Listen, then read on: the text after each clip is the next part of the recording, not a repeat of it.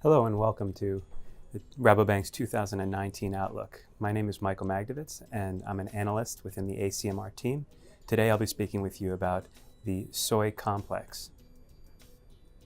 CBOT soybeans began on a constructive note this year as drought in Argentina drove demand to the US and, together with strong animal feed growth, sparked the first global destocking in 5 years. Since April, however, protectionist measures enacted by the US have sparked retaliation and trade wars, most notably with China, the largest global buyer of soybeans. At the same time as the Chinese were imposing tariffs and non-tariff restrictions on US soybeans, the US produced a record crop, delivering a perfect storm that drove carryout to records, pushed CBOT prices to 10-year lows, and made farmers see prices below cost of production.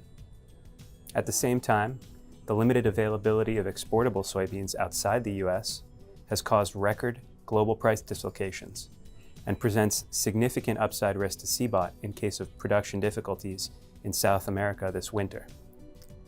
Looking to the coming year, the trade war will be the primary determinant for CBOT prices.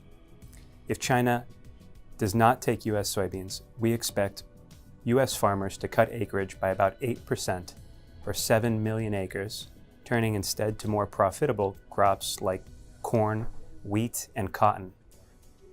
A cut of that magnitude, combined with expectations for record domestic crush capacity to meet growing feed demand, would deliver a sizable cut to US and global stocks and support prices into 2019-20.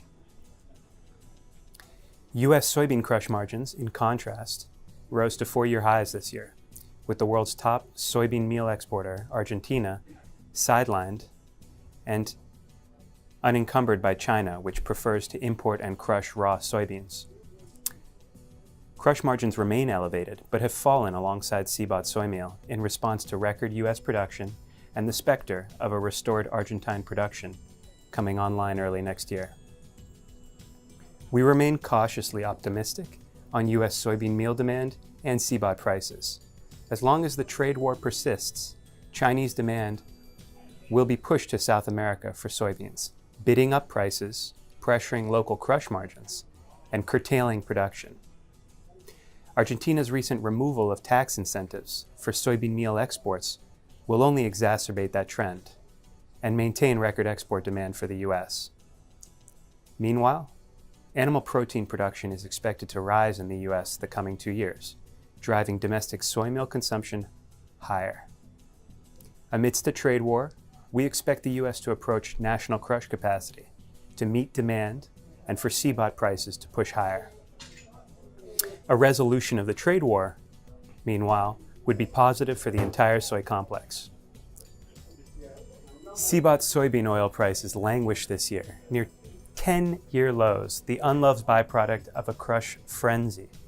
A glowing glut of vegetable oil, particularly palm, has exacerbated the problem.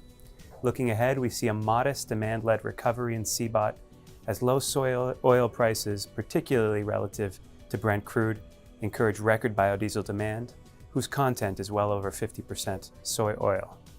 In South America, meanwhile, high Chinese demand for soybeans and higher biodiesel mandates will curtail exportable production in favor of US exports.